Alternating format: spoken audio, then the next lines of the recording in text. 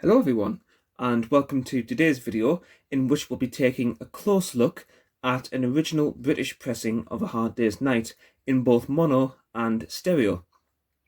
Now, there are three main variations of the original mono and two of the stereo. However, it's more straightforward than that might sound. Now, the rule of thumb with A Hard Day's Night is that if it's got recording first published 1964 on the left of the label, then it's an original. Now, I'll show you what I mean by that, and we'll begin with the monos. So this is what I would say is the most common mono original pressing that you see, or the most common variation of the original mono pressing. And you'll notice that the song titles and the album name, and especially the PMC 1230, they are particularly wide and chunky and thick. You wouldn't normally see them so thick on a Beatles album, and certainly isn't this thick on later pressings. And you'll notice, as I just mentioned, it's got recording first published 1964 on the left hand side. And the same is true for side 2, both with the thickness of the font and the recording first published. And this particular copy perhaps isn't in the best condition, but that is what I would say is the most common version of that.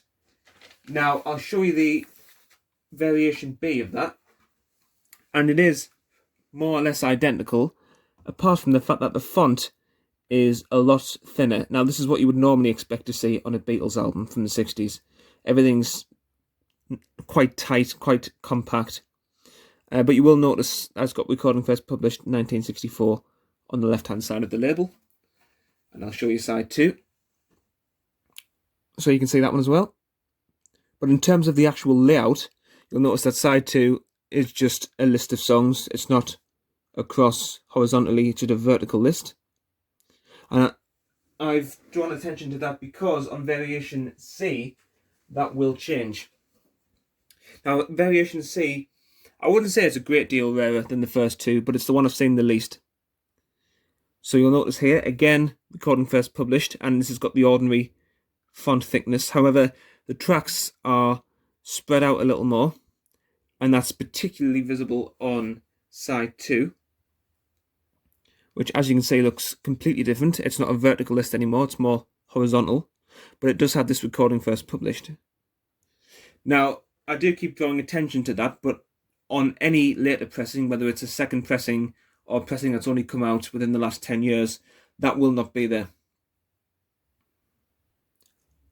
Although actually you will notice on the 2014 mono remasters, I believe it's on that, but that label looks significantly different to these, so there isn't much danger that you'll get one of those confused with an original pressing. Alright, so I will now quickly go through the two stereo variations I mentioned. So here we have a variation A of the original stereo, and you'll notice that, just like the mono, it's got a very thick font, including the song titles, the album name, and the PCS 3058, but it does have the recording first published 1964 on the left there. And here is side 2. So it's set out in just the same way as the mono. And if you remember, the variation B of the mono was very similar in terms of the layout, but it had much thinner font, and the same is true for the stereo. Recording first published, slimmer font, but otherwise very much the same.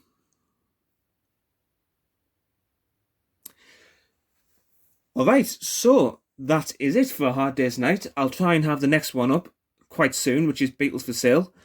But I hope you've enjoyed this video, and I hope you're all doing well, and I will see you all next time.